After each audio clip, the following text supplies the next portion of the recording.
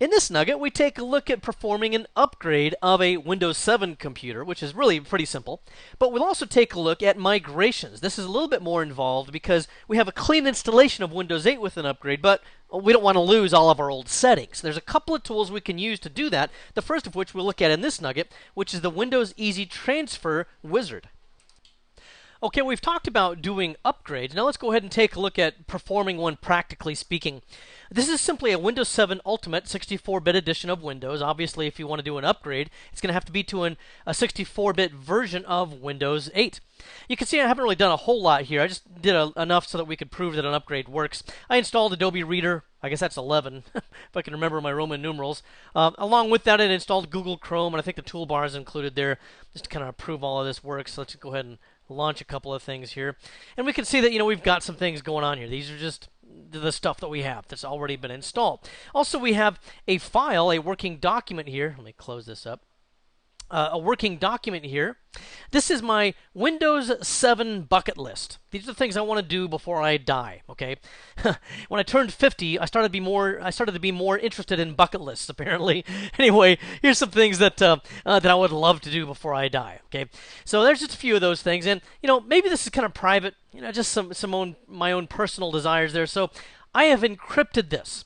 Now, what's the significance of that? You see, if I go to the properties of this file and go to Advanced, you can see here that I've encrypted it. And if I go to Details, notice that I can take a look at the thumbprint of the trainer account for the certificate that encrypted this file.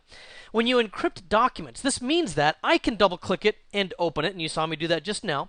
But another user who might log on to this computer would be completely prevented from being able to see it. It would not open up for that user because it's encrypted. They have to use my certificate in order to decrypt it, and only I have access to my certificate. The significance of this is going to be the thumbprint. This will be unique to this particular certificate that decrypts this file. If I were to use a different certificate, it would have a different thumbprint and not be able to decrypt this file. The reason why I bring this up is because in a upgrade, it's going to maintain and keep the same certificate with the same thumbprint, and I will be able to then decrypt the same file here after the upgrade takes place. So just make note of the last few numbers there, letters 676F. Okay, just kind of make a mental note of that. And then after the upgrade is complete, if I remember to go back to this, we should see the same thumbprint. All right, now when it comes to actually performing the upgrade, you have to remember this critical item, and this could be exam sensitive. That is, you must first boot into the older operating system like I've done here, where I've booted to Windows 7. And to upgrade to Windows 8, I have to do that from within the desktop here of Windows 7. All right. Now, I say that because you could potentially also boot from the DVD. And if you do that, it'll give you an option to perform an upgrade. Okay. However, if you click it, it'll then tell you, you shouldn't have done that. You should have booted into the operating system and then run setup. So here you can see, I think I've got it in here. Yes, a Windows 8 DVD. Notice that it says x86. That's the designation for a 32-bit operating system, which is going to match what I've got here. So if I go to the computer and go to Properties, you'll see that indeed I'm running a 32-bit version of Windows 7. So now I'll double click on this, and autoplay should bring up setup. Otherwise, you can just browse the root directory for the setup executable, and it'll give you the same thing. But here we go.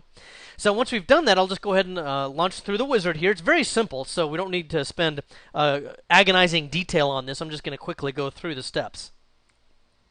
Now, one of the first things it'll do here is to offer to go online to install updates now, and that's recommended. This does not mean all of the latest security updates and bug fixes and drivers, all that sort of thing. This really is only going to download and install anything that's directly pertinent to the installation. So, for example, if I had a RAID card in this machine that had a known incompatibility with Windows 8, and the original bits with Windows 8 that I'm trying to install from don't have a more current driver, then what it could do is potentially go get an updated driver that is compatible with Windows 8, and then it could download that, or a video card driver, or some other fix that would make the installation itself go better, but only related to the upgrade.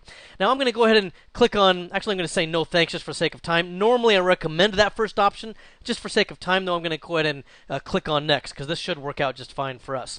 The next thing we'll do is we'll put in the product key. Having done that, then we'll go ahead and click on next again. Now, I do want to point out that if you've worked with Windows in the past, you might notice something different here, and that is that we now have to enter in this product key. Notice that in previous versions of Windows, you didn't have to enter that in, and then you could have just gone to next, and it would have allowed you to continue on through the wizard anyway. You can't do that now. What that used to do in previous versions is it would give you a time bomb version of like 60 days, 90 days, depending on the operating system. Servers are usually longer than desktop clients. And then there's even ways to cheat that a little bit and to rearm the trial period. Now, you can't do that. You do have to enter in the product key right from the beginning. And then we go on to the next screen where, of course, we have to accept the agreement. By the way, going back to that product key thing, if you don't have a product key, maybe you're still trying to test out Windows 8 and you're not really sure if you want to pay for it or not yet, what you can do is to just download from Microsoft a trial version of Windows 8. There's also Server 2012 that's available and so on. Here we can choose, this is a little bit new for the way we upgrade. We can keep Windows settings, personal files, and apps. That's just everything that you would normally have during an upgrade, or keep personal files only, and then it would not keep my applications here, for example. Or I could keep nothing, which is pretty much the same as a clean install. I can't really see a good use for that last one, because you might just as well do a clean install and boot from the DVD. So anyway, we click on Next, and it could take a few minutes. And this is one of the most simple installations of Windows that you'll ever do. It seems like Microsoft is actually improving very nicely in streamlining the install process. Once we get to this point, I'm just going ahead and click on Install. And at this point, it may restart a few times, and that's fine. Once it's done, we should have a complete Windows 8 desktop, complete with the start screen and all our applications and data. All right, now, let's take a look here at what's gone on. The machine did reboot several times. You can see here this doesn't look exactly like the screen we saw earlier. That's because that original Windows 7 Ultimate computer was actually a virtual machine, and since everything's not set up yet, I cannot connect to it using RDP. So here I'm just using a connection on my Windows Hyper-V server.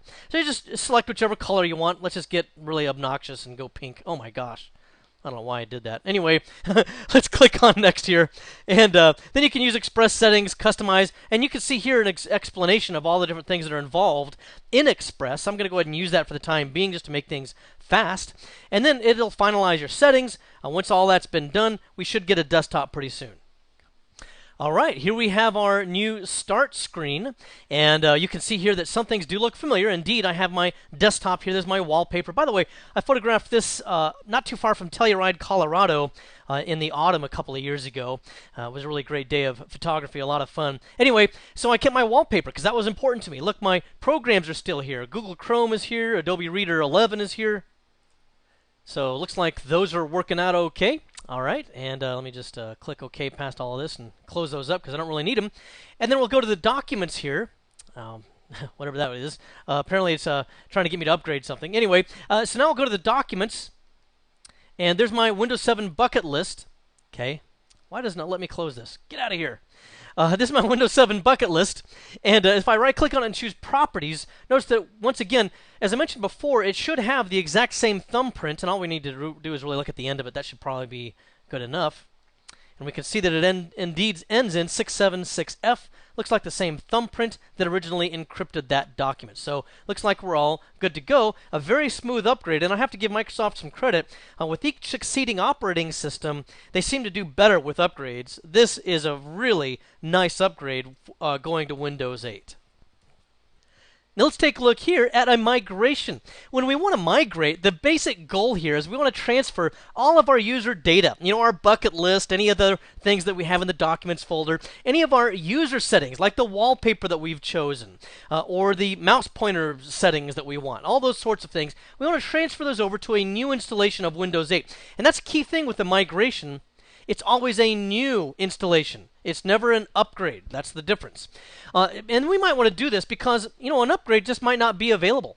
For example, if we have an existing Windows XP machine or a Vista machine, and we don't really have an upgrade path directly to Windows 8. Now, one thing you could do, for example, with Vista, is you could upgrade that over to a Windows 7 and then upgrade your Windows 7 to Windows 8. You know, you could do a leapfrog upgrade, something like that. But it's a little bit cumbersome. So instead, a migration might be a better choice. Another upgrade that might not be available would be, let's say you did have Windows 7. I guess there should be an N there. Anyway, you had Windows 7 here, but it was the Home Edition. and you want to upgrade to Windows 7 or Windows 8, I don't know, Enterprise. Well, there's not an upgrade path for that. So again, we might have to do a migration. What we want to do basically is to get a clean install, and we want to have no loss, without loss. We don't want to lose our data or any of our settings. This can also be known as a refresh computer scenario.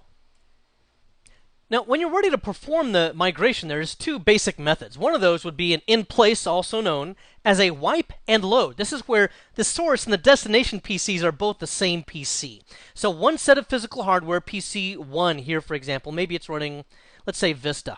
All right, but we want to, since we don't have an upgrade path, we do want to keep all of our settings, right? So we can save those elsewhere. I'll show you methods for doing that. And then on the same exact hardware, still PC 1, we want to install Windows 8. And then we want to transfer back over to it all of our user settings, our data, all wallpaper, and all of the files that we had originally on Vista.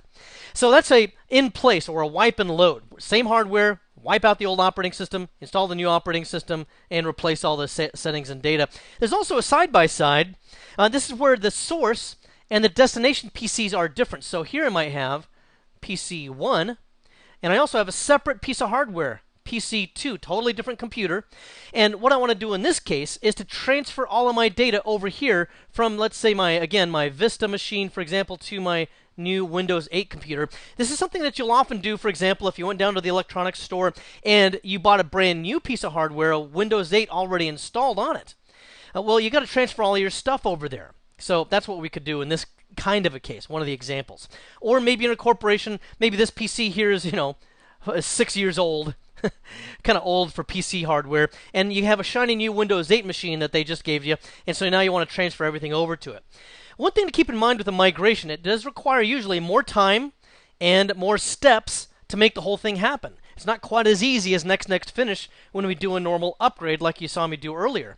Instead, it also will probably involve more planning. You'll have to plan out some storage where you need to store all of the data to transfer over. Lots of different things involved in it. Let's also address some of the migration advantages and disadvantages. And you can see here, we have several advantages. One of those would be a migration is very clean. That's because basically it's a clean install in the first place. And then all you're doing is transferring your data and user settings over there. Most of the time, just simple data, as long as it's not got malware in it or something. Simple data and user settings don't usually have anything harmful to the operating system. So it's very, very clean advantage installation. Also, the upgrade path, really not relevant. It doesn't matter if there's no upgrade path between my old operating system and my new one, because I'm pretty much doing a new installation in the first place. I don't have to, cry any great tears that I can't upgrade from Windows XP to Windows 8, for example. Also, improved performance. Now, even though the upgrade is really very smooth and I like it better than any previous version, you could still have some legacy issues or old files or old registry entries that are really deprecated, that don't really work anymore. Things like that that could slow down performance in an upgrade, especially if you've done something like upgrade from XP to Vista to 7 and then finally to 8, which would be your fourth operating system on the same hardware in terms of upgrades. So by the time you do all of that, you might have inherited an awful lot of stuff you really don't want. So you could potentially get improved performance. Also, it's a good opportunity, if you want to reconfigure the hardware. Maybe the hard drive that the original operating system had on there had a partition of only, let's say, 100 gigabytes, and it's not really enough for all you've got. Well, you could repartition the hard drive. You could even put a new hard drive in, basically. But you could do a lot of those types of things if you want. Also, you're going to avoid inheriting a lot of different things, such as, and this is just a short list, just poor configurations. Things that didn't really work very well, that caused the machine to be unstable, something like that. Any malware that was there. Even if, you should have antivirus products, of course, that scan for that. But either if it missed it, or the antivirus signatures were out of date, or whatever, if you've got malware there, you're just not going to have it anymore. If you wipe out the hard drive and start from scratch. Also, any remnant files, you don't have to worry about those anymore. These would be old temporary files that have been there for years that nobody ever knew how to clean up, for example. Any old files from applications that didn't completely uninstall, that sort of thing. Any deprecated settings that don't really apply anymore, again, such as old registry settings that don't have any place in Windows 8. For disadvantages, we do have some things to consider, such as the fact that it's going to be a little bit more time consuming, because we're not really doing just an upgrade where you run setup and next finish until it reboots. Instead, what we have to do is to plan for the old installation of the operating system, plan to migrate all of the data and settings somewhere else, store them there. We have to make sure we have enough storage if it's a network location or whatever. And then we also have to migrate all that new settings into another installation. So it just involves a little bit more time involving the steps. It also requires migration tools to make this happen. Now, of course, there's third-party products that do this, but for the Microsoft tools, there's, yes, the Windows Easy Transfer Wizard, or WET. Yeah, I know it sounds weird, but I always thought that only I used that acronym, and in the past I have, but now I see that Microsoft is also using that in their documentation. Anyway, there's also the user state migration tool. Let's talk about the differences. The WET tool is really useful for only one or two or a small number of installations, because it's very hands-on. You do it manually at the source computer and at the target computer. Now, you do have to do this both also using the user state migration tool, except that since this is actually just an executable that you use from the command line, you can batch file or script this and make it work with a larger deployment of computers instead of just one or two. Okay, so it's just got a larger scope. Also, one of the things you'll have to think about here is that neither one of those tools will migrate over the applications. You will have to reinstall those applications. There's other things that can help mitigate that. System Center could do it for you. Group Policy could potentially do it for you as well. Nevertheless, it's going to take more time, and a lot of those applications, like bigger ones like Microsoft Office, Photoshop, that sort of thing, they're going to take a little bit more time. Also, you have to consider the storage for the settings. These tools here can both be used to save the settings into a file. That file is going to contain all of the user's settings as well as their data. And you got to consider how much space you might need for that, especially in a larger organization. It may also affect user productivity, because since it's not going to take place quite as fast, they're not going to probably be able to do it while everybody's off at lunch break. So you're going to probably have to do it over the weekend, and even when the users come back in, of course, it could affect their productivity because it takes so long. You may still have finishing up tasks going on at that time. Another consideration would be that if you're using scripts to do this, when the computer reboots again after Windows 8 has been installed, you could use again a script using the user state migration tool to transfer back all of their settings and back all of their data. And that, of course, will probably be at least several megabytes of data, and it could take a little time. Now, the first tool that we discussed is the Windows Easy Transfer Wizard, and for migration, you can access this tool on the Windows 8 DVD, similar to what you could have done with the previous versions of Windows as well, such as Windows 7. It's been around for a while, really. You have a couple of different computers here. One's the source computer, or the old PC, and then there's the target computer, which again might be the same PC, where you just wipe out the hard drive and install Windows 8 fresh, but regardless, you have, of course, a source and a target. Now, one thing to keep in mind here with Windows Easy Transfer is if both the computers are the same hardware, okay, PC1, and this is going to be what we want to upgrade to Windows 8, for example, over here, then what we have to do is to use the Windows Easy Transfer to save the data off to maybe a hard drive or external storage of some kind. A network drive would work just as well. And then, once we've wiped out the hard drive here on the original computer, we would then copy the data from that storage back up to our new Windows 8 machine. Now, I think we kind of discussed that before. However, another thing to look at here, and let me kind of clear up a little bit here, is if we have a new hardware, new computer, so that this is PC2, then what you could do is to use the USB cable, which is the Windows Easy Transfer cable. It has to be a special cable, has a couple of the wires crossed, and if you try to do this using conventional cables, you could create a short. So make sure you obtain a Windows Easy Transfer cable to make this happen. And what will happen there is both these computers are on at the same time, and you transfer it over the USB cable. Another alternative there would be over a network. So I'll just put net for network here. You can also transfer it dynamically and live using this on computer to this on computer, and also transfer the data that way. Windows Easy Transfer supports both methods, whereas the user state migration tool, which we'll cover next, does not support that particular method. To do the migration, what we want to do is to copy all of the user profile information. That, again, would be the shortcuts on your desktop, the color scheme you've chosen, the wallpaper, that sort of thing. And if you're not an administrator on the local computer, you can do only your own user profile. If you are an administrator, you can select all users. There's actually checkboxes, and we'll see this in the demo here shortly. You can use checkboxes to select which users you want to transfer over, and you can use checkboxes to select which data or settings that you want to copy over as well. You don't have to take all of it if you don't want to. This is going to work out really well for single installations or at least small migrations where you don't have a whole lot of computers to do this with. But if you have dozens or hundreds or thousands of machines, it's really not practical to use the Windows Easy Transfer method. Again, you can do this using cable, as I mentioned earlier, a network, or external storage. Let me point out that if you decide to use external storage, you can kind of trick it into using a network drive. Okay? And when you do that, you'll specify external storage in the wizard, and you'll actually point it to the network drive. So maybe you have a mapped drive of some type, for example. Okay, now here we have a Windows Vista installation, and obviously there's no direct upgrade path to Windows 8. So what I'm going to have to do is a migration. Here again, we can confirm the operating system, Windows Vista Business, 64-bit edition. And so what I need to do is to save all the settings out using the Windows Easy Transfer migration. All right. Having done that, then I'll save the file into a specific location on my network in this case. Then I will wipe this machine out with a clean installation of Windows 8, and then transfer all the settings back over into the new Windows 8 installation. Let's also take a look at a couple of key elements here that would relate to the migration. First of all, the WinZip application that I've installed here. Remember, in a migration, you still have to reinstall all of your applications.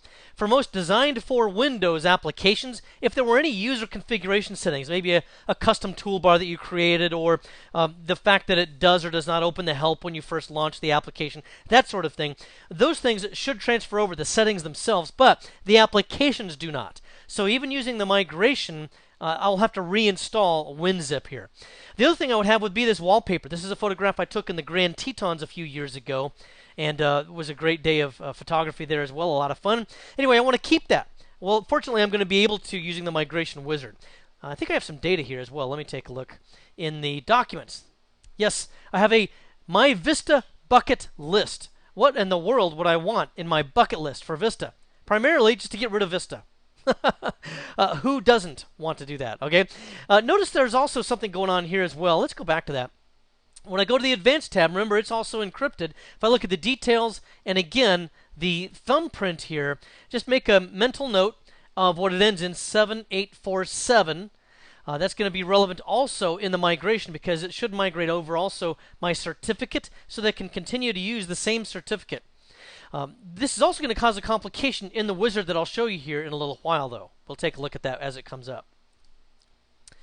All right, so now I'm going to go ahead and go to the computer and start the migration item. So we're just going to go into support, and then MigWiz, and then we go down here to MigWiz. You would think it'd be Mig Setup. It's not. It's MigWiz.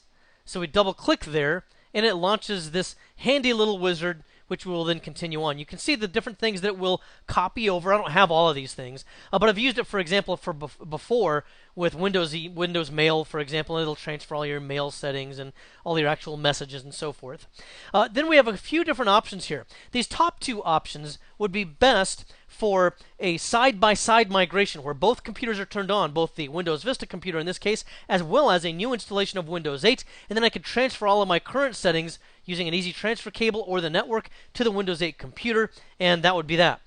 In this case, however, I'm going to use either an external hard disk or USB flash drive, or, in my case, a network drive, a mapped network drive. Let me show you where that is, actually. Let me go over here to computer.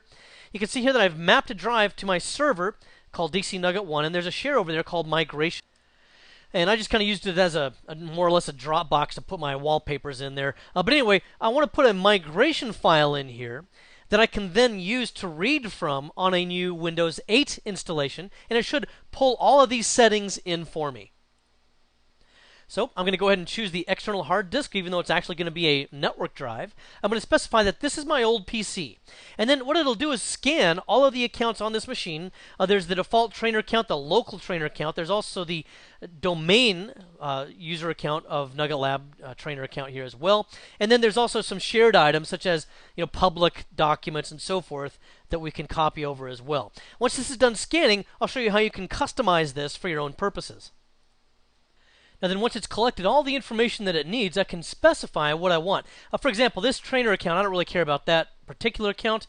Likewise, on the shared items, I can customize that because I don't really want all of those 74 megabytes worth of data either. For example, I don't want any of the, or really any of this, but the public documents, the public music, that's 58 megabytes right there. Pictures, videos, any of those things. I don't really need any of that stuff. I guess I could just clear this box, huh? Anyway, so I don't really need any of those items. And then for the trainer account, when I go into this, again, I can deselect things that don't really matter much to me. I don't really have any contacts that I saved anyway, but the desktop I want to keep. My documents I want to keep. I don't think I have a couple of downloads. Anyway, you could get the idea here. I just want to clear out stuff that doesn't really much matter. That's good enough for now. I'm just going to go ahead and go with what we got. Then as I click on Next, we can also enter in a password. Usually we have something that's sensitive in there. So we'll just go ahead and protect that. This is especially useful if you're saving it to a network location that other people might also have access to. Then I'll go ahead and save this to my network drive, which is drive M in this case. Don't pay attention to the X. I just haven't accessed the drive for a while, so it thinks it's dead. But so double click on it, it comes back to life, and then I will go ahead and save that. Now, as I mentioned earlier, there it is. You're going to see an error message there if you have an encrypted document. Okay, I mentioned that there would be an issue with that. So we'll fix these errors. That's kind of weird because it gives you the impression that by selecting this, I will have a decrypt option or something. Well, you don't. What you have to do is you can select it and then skip it. That's pretty much it. Or you can retry it if you manually decrypt it. So I'm going to go back up here to my documents, and I'm going to decrypt this. Now, the thing is, I have to decrypt it before we can use the Windows Easy Transfer item. But then on the destination Windows 8 computer, I'll still have this decrypted file, but I can re-encrypt it using the same certificate. Okay, so that's the advantage of doing it this way, is that it's not like it's going to be re-encrypted with a new certificate. It'll be the same certificate, so I'll be able to use or access all the same documents. Now, once it's been decrypted, I can retry this, and it should go on its way. And once it's finished, we can then go to a new Windows 8 computer to then bring all of this information over. Alright, here I've logged on to a freshly installed Windows 8 Enterprise computer, and you can see here that when I do a Who Am I from a command line, it shows me that I am logged on as the Nugget Lab Trainer account. Now this is the same account that I just exported to the migration share over on the server, but you can see obviously I don't have those settings. I don't have the wallpaper. Let me close this up. I don't have the wallpaper in the background of the mountains, the Grand Tetons. I don't think I have any of the documents either. Let me double check. I didn't bring them over here, so if they'd be here, I'd be really surprised. Yeah, there's no documents there. So I need to go ahead and bring in those settings, and I can do that, of course, by using the same migration wizard that we looked at earlier underneath support, MigWiz and MigWiz. For some reason, I like to say MigWiz. I'm not quite sure why. Anyway, we'll get this launched, and when we start the wizard through, we'll see that we can pull the settings over.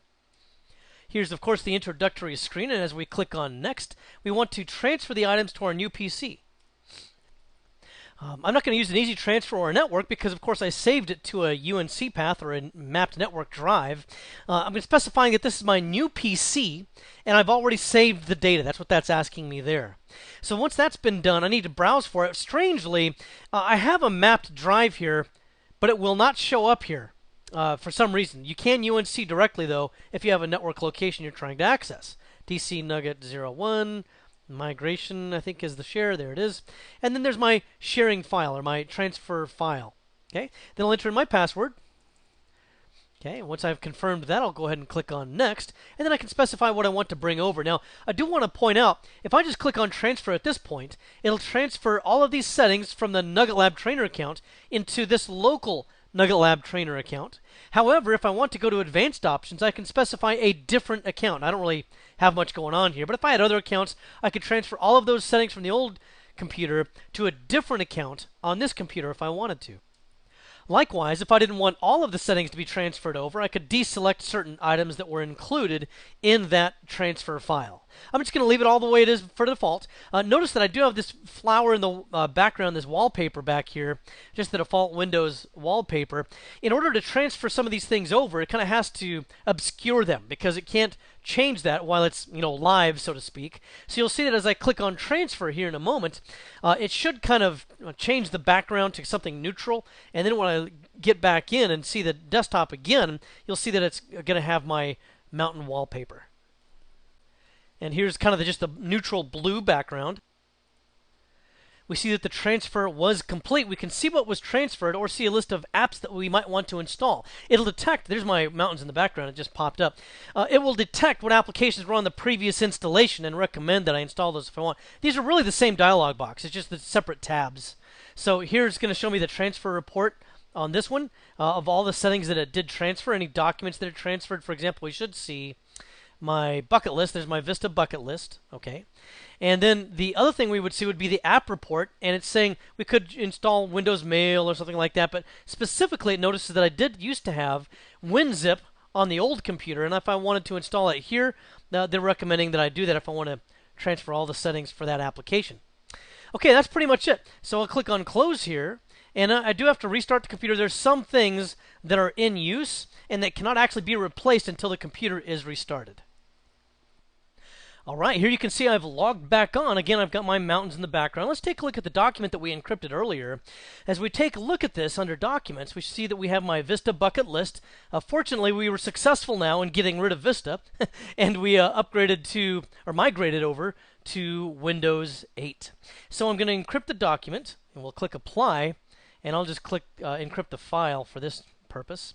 And then as I go back into Advanced and Details, we should see the thumbprint should match up with what we looked at earlier. If we remember, it ended in 7847. Looks like the same thumbprint, therefore, it looks like the same certificate encrypted it, and we're back in business. In this nugget, we took a look at how to perform upgrades, and of course, we can only upgrade a Windows 7 computer. If you have an older operating system where you want a clean installation of Windows 8, you'll need to perform a migration to keep your old settings and data.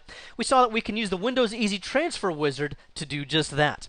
Well, I hope this has been informative for you, and I'd like to thank you for viewing.